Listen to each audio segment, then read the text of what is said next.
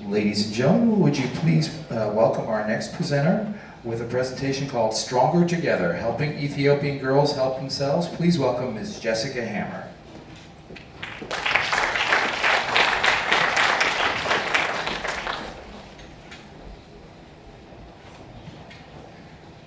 Hi.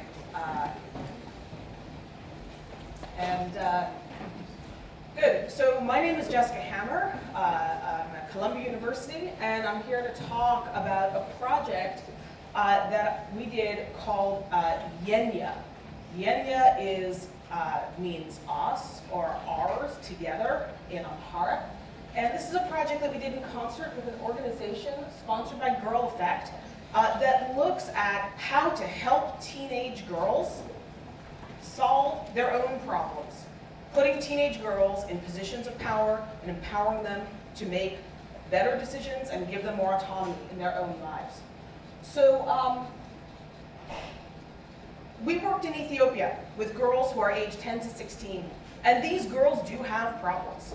And I want to give you a sense of the kinds of problems that these girls are facing.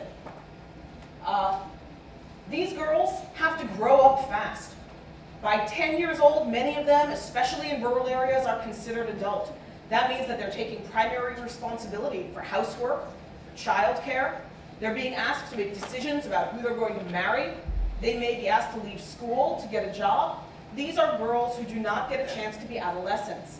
10 to 16, that's already adulthood, particularly for the rural girls that we were working with. Girls at this age have to make big choices. Not just around marriage, for example, but around things like economic migration. Are they going to leave their families, leave their communities, and go somewhere else away from their support networks to get a better job? And girls also are doing a lot of this without a lot of social support. So girls between the ages of 10 and 16 are low status in their communities, and they don't even have peer networks to reach out to. 21% of these girls that we are trying to reach report having zero friends, no one among their peers that they trust and can reach out to. And that happens for a variety of reasons, which we'll talk about in a minute. But the important thing that I want to tell you, and part of the reason why I'm not deluging you with statistics and numbers about girls' lives, is because girls have problems, just like girls everywhere. Girls are not the problem.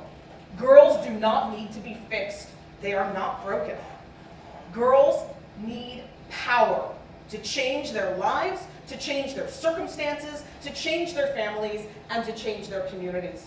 So our goal in the Yenya project and the larger goal of Girl Effect is to give girls the opportunities and the capabilities to help themselves.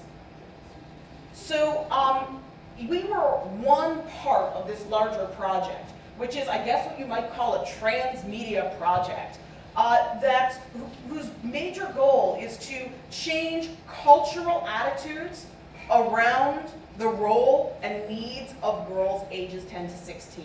So it's got a number of components, including a radio show, a radio talk show, there's a musical component, different ways of intervening in culture.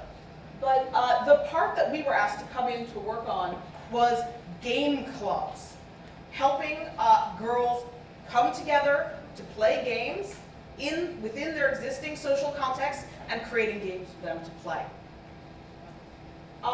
And the theme of these game clubs is that girls already want to help each other. There's a very important cultural value in Ethiopia of being the person who has the power to help somebody else. That's actually an aspiration for girls. We didn't have to convince them that they should be in a position to reach out to other girls, to help girls empower each other. They already wanted to do this. What they didn't know was how to do it. So that was going to be a central theme of our game clubs. Places where girls can come together through playing together and form the relationships that they need, get the space that they need, and gain the skills that they need to change their lives. And we built this program around a theme, Stronger Together. So what did that mean? We actually let girls tell us what they thought they needed and what they thought other girls needed. So how could girls be kinder to each other? How could girls help each other succeed academically? How could they be tougher, more resilient in the face of challenges and overcoming their challenges? How could they be more courageous and stand up to the pressures of their families, of their communities, of social expectations? And how could they be happier from day to day? These are the challenges that girls face. These are the ways that we could help give them concrete things to do to help not just themselves, but to help each other within the context of game clubs. So when we thought about doing this project, we had to ask ourselves, do games do this well? And we think that this is actually a sort of project where games are a remarkably good fit. Because what are the problems girls face? They grow up too fast. They don't get a chance to go through that sort of extended period of self-discovery of adolescence, right? Games are a place where girls can stay girls, even if the rest of the world tells them they have to be functioning in an adult role. We know that girls are facing problems about making very large decisions. They don't necessarily have the luxury of getting things wrong. So we wanted to create play spaces where girls can experiment, try on different possibilities, try on different identities, and figure out how to navigate these choices for themselves. And we know that girls lack support. How many of you have ever made a friend by playing a game with them? Games could be the key to building social support networks for these adolescent girls. So games, great, but why us? Why our team? So that's actually a little bit what I want to talk about today. Because we ultimately, me and the people that I worked with, we have one expertise, which is making games. And it is our responsibility to put that into the service of people who need the kind of help and the kind of change that games can provide. But we didn't want to walk in and say that we know the answers, because we don't. What we did is we worked with local partners. And that's one of the things that really excited us about working with Girl Effect, is that Girl Effect already had local partners lined up, and we also were able to work with local partners, both institutional and individual, in doing our research, doing field work on the ground, understanding what was going on, and making sure that we were providing our expertise rather than imposing our ideas of how things should be. And most importantly, is we worked with more than 100 girls. And working with these girls was the heart of our game and club design process. So we found ourselves talking about this way of being with a catchphrase that we call respectful design. And that was sort of how we reminded ourselves of the way to keep ourselves not at the center, but thinking about our work and what girls can do with our work at the center. Girls, not us. And respectful design, we broke it down to 3 principles that I'd like to share with you today. Number 1, respect the player. And respecting the player means giving the player a chance to play. The temptation when dealing with games that we hope to change people's lives is that it is very easy to mistake the ability to constrain people's actions in the game with the ability to control them. We have to resist the notion that we can control our players. All we can do is give them opportunities. It's up to them to take those opportunities and make something of them. And we have to resist the temptation to use games as a place from which to lecture people. We can use games to deliver knowledge. That doesn't mean that knowledge does anything. It's inert. It could just sit there, right? And that's especially true for games that we hope will help people achieve some sort of change in their communities and in their lives. So, for example, you can't airdrop change from a million miles. People have to do it on the ground. The game cannot make change for them. The player has to make the change. So, we adopted a bright spots methodology. And what that meant for us was looking at what play already does for girls and building on that.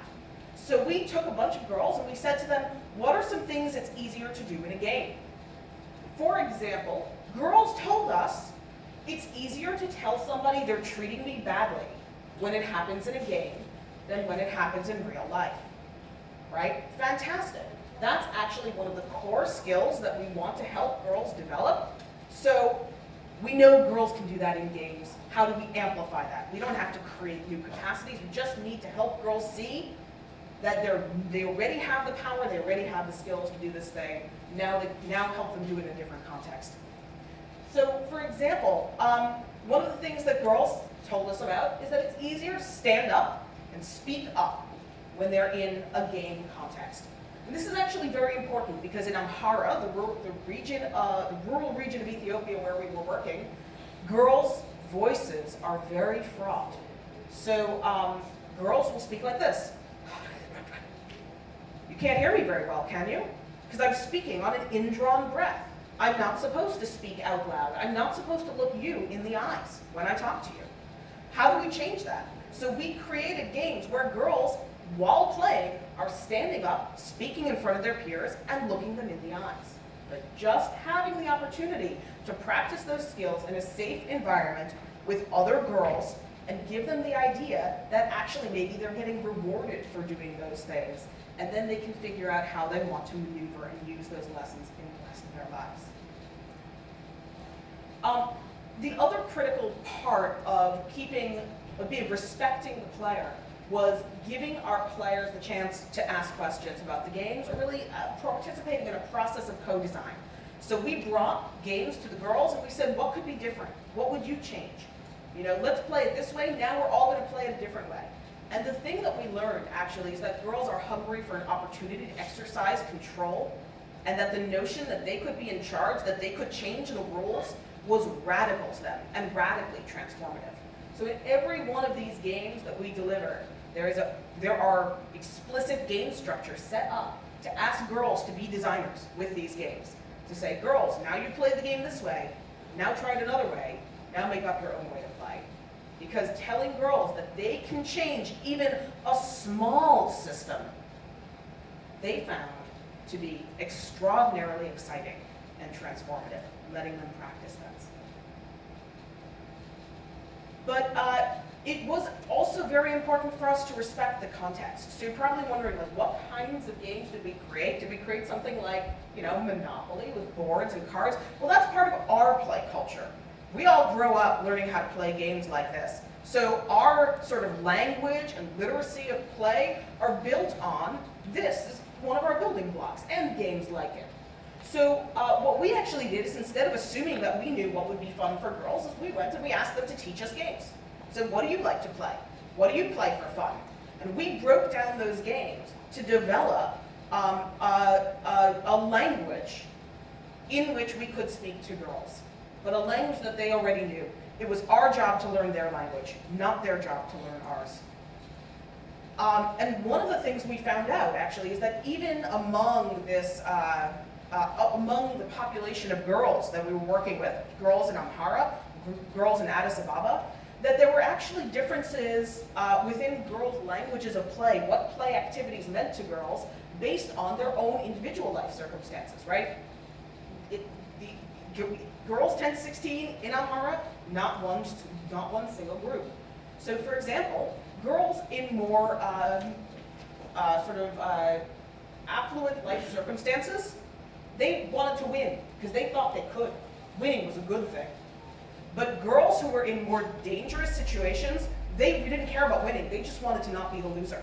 Because in the games they showed us, when you lost, you got slapped or pinched or hit, and your job was to take it. Your job was to take it with a smile. So we had to create games that girls could adapt to their own local play cultures, even within this larger play culture. So the project was originally designed for mobile. Turns out, 17% mobile penetration in Ethiopia. Teenage girls are going to be the last people to get access to get cell phones.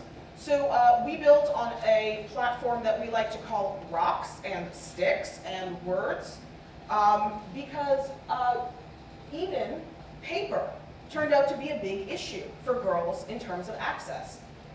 We originally came in with ideas about games girls could do by drawing. They said, well, we only get one note. If we're still in school, then we get one notebook a year. And if we're not in school, we have no access to paper. We can't use that for a game. So we didn't want to make girls dependent on us to play. We didn't want them coming to us and saying, hey, can we have some materials so we can play these games that are gonna, matter for us? No, we don't belong in that process. Girls need to be playing without us. So we actually went to markets and looked around for what is available in girls' built environments that costs no money, because girls don't have access to anything that costs. So we looked at making games that you could use rocks, sticks, that were verbal games that you played with wordplay, we found they had access to scraps of cloth, tin can lids. Not tin cans though, those cost money, you can carry water in those. So we thought very carefully about the materials that girls would have access to and in the daily context of their lives. And we also have to think about the social context of play for girls. Girls are not allowed to play, not once they hit this critical age where they become adult. But they do have times in which they have a little bit more freedom, like going to the well, or while they're doing chores, usually their hands are not free while they're doing chores, or while they're sitting and having a coffee ceremony. And the games that girls showed us were all very active. So one of the things that we did for girls was introducing games into their local game culture that they could play while sitting down, that they could play hands-free, that were only spoken games, right? Storytelling games, riddle games, some of which already existed in the culture, but that we were able to adapt to promote the skills of being stronger, braver, kinder, and that wouldn't trigger this disapproval of play culturally. And finally, it was important to us to respect the limits of games. Games don't change the world, players can change the world. So we wanted to ask players to reflect on how these games were or were not changing them, and to reflect on these 5 key values. So within the games and around the games, we created challenges that girls could complete to get beads on a bracelet. So for example, if you did a lot of kind things, a lot of things that were kind, if you helped another girl, then you would get kind beads. And everyone who was playing the game could look at you and could see this is a person who is working toward being kind. And you could look at the bracelet and remind yourself, I am kind. Look for opportunities to be kind. Be reminded of experiences that you had in these games where you were kind. That process of reflection and discussion is where the transformation from just doing these things in the game to doing them in your life happens.